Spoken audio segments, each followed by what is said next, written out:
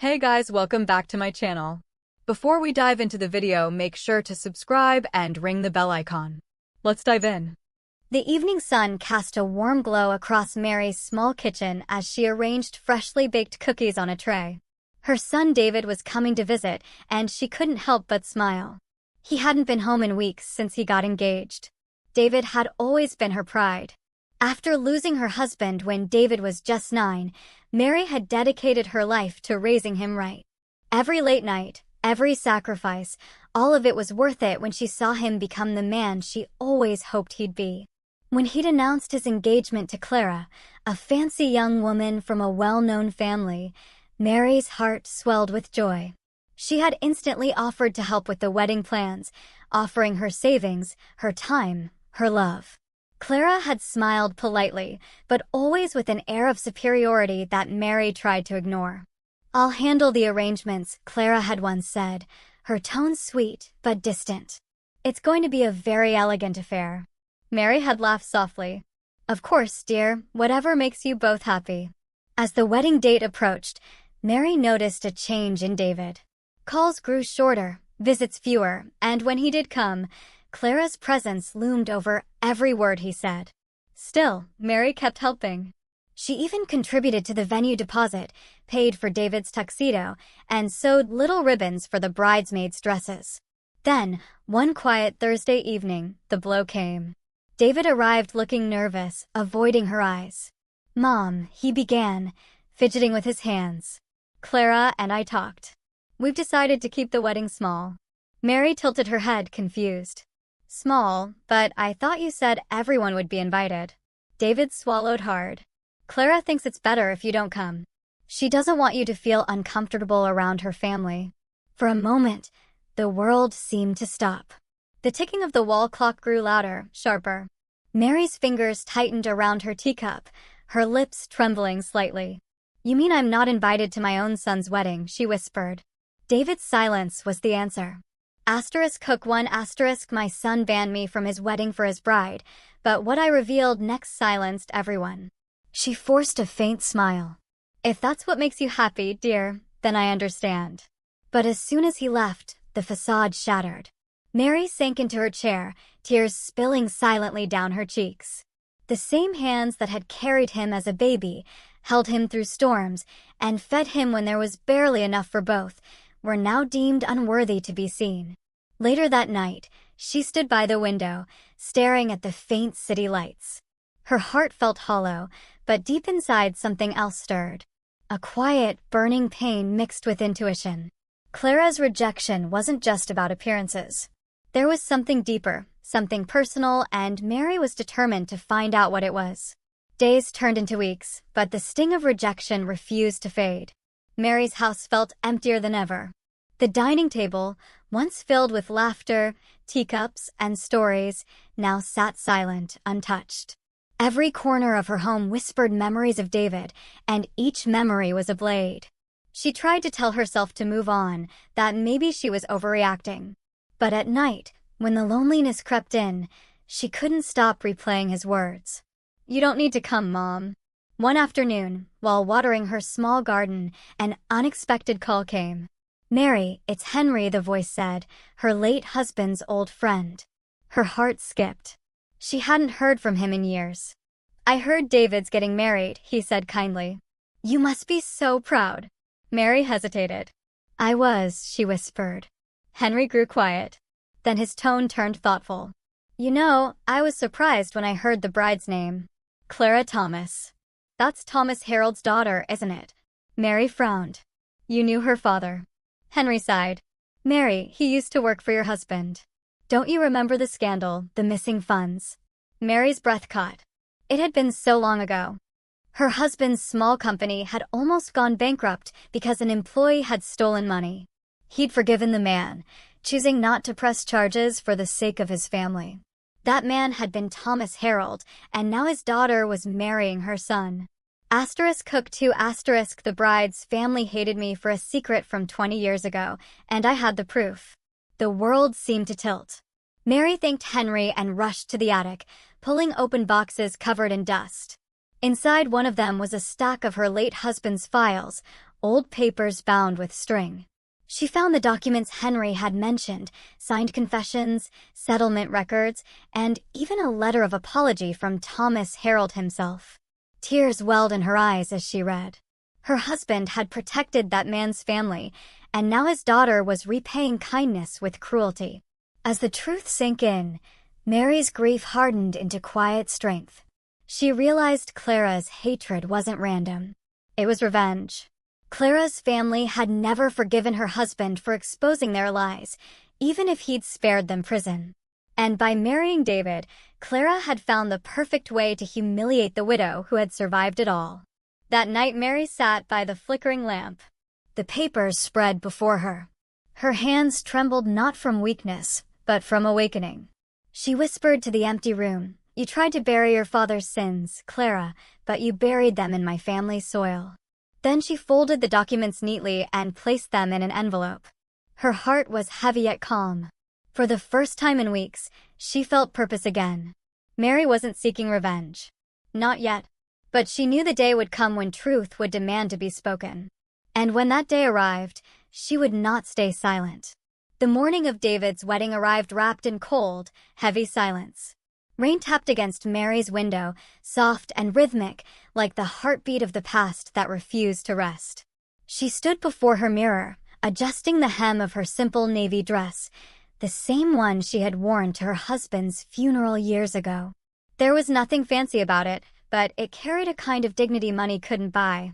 On the table beside her sat a single white envelope, the one holding her late husband's documents, the truth that Clara's family had tried to erase. Mary took a deep breath. She wasn't going to cause a scene. She just wanted them to hear the truth one final time. The wedding venue shimmered with luxury. Crystal chandeliers hung like frozen tears, and a string quartet played softly in the background. Mary entered quietly through the back, unnoticed by most, and took a seat in the last row. Her heart pounded, but her eyes stayed calm. When David saw her, his face drained of color. He leaned toward Clara, whispering something. Clara turned, her smile tightening into a mask of disdain. Her mother's lips pursed. Her father, Thomas Harold, froze for a moment, his eyes locking on Mary's like a man seeing a ghost. Mary lowered her gaze, her fingers gently tracing the envelope in her lap. The ceremony began. The priest's words floated through the hall, each one heavier than the last. "Dearly beloved, we are gathered here today."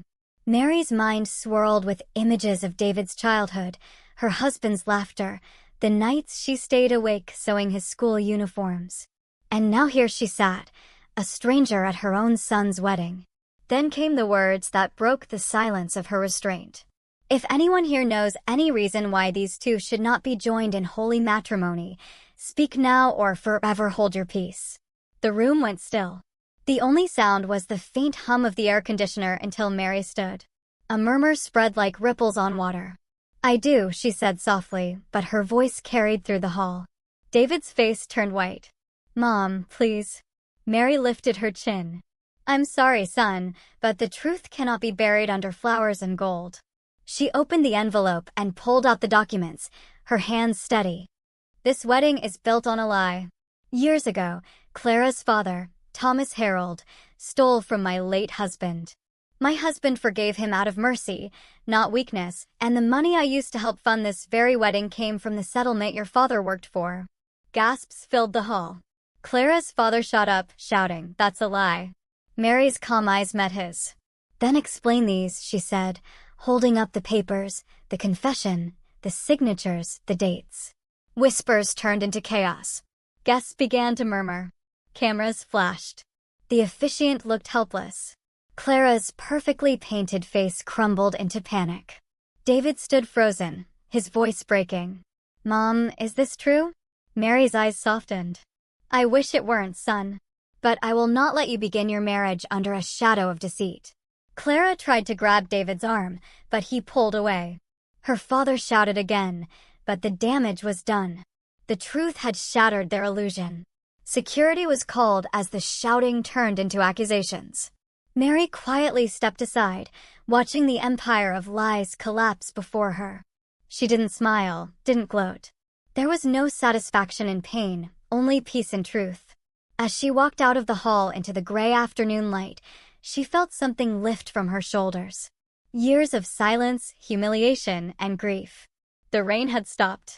The clouds were breaking. For the first time in years, Mary breathed freely. The days after the wedding were eerily quiet. What should have been David's happiest moment had dissolved into scandal.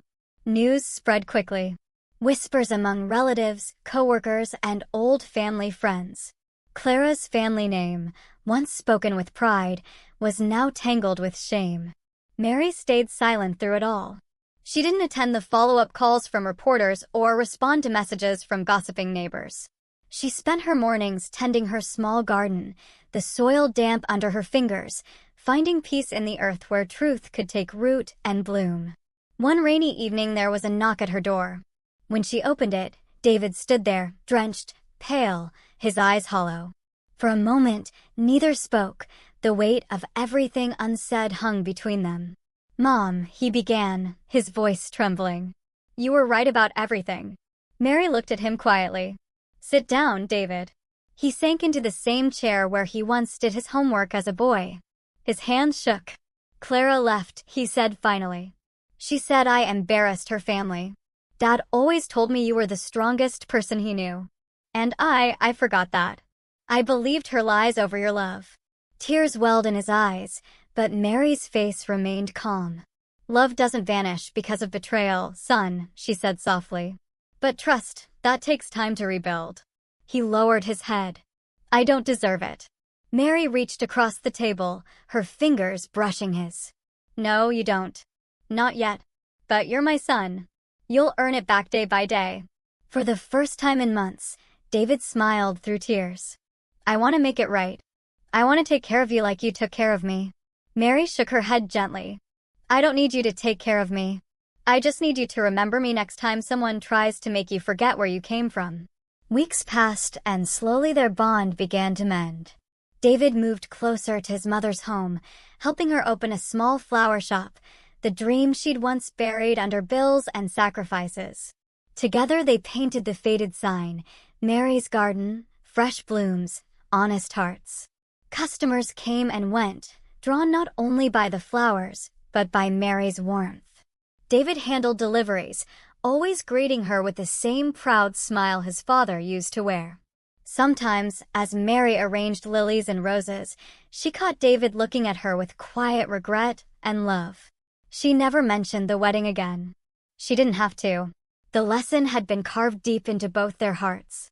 And as for Clara and her family, they vanished from the town's whispers soon after. Their pride had built a wall of lies. And when the truth came, it shattered it completely. Mary didn't celebrate their downfall. She didn't need to. Her revenge wasn't in their ruin. It was in her peace, her regained dignity, and the son who finally saw her worth.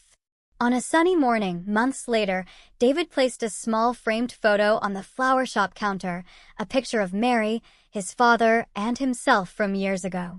Beneath it, he'd written in delicate handwriting, "A mother's love, the one truth that can never be buried."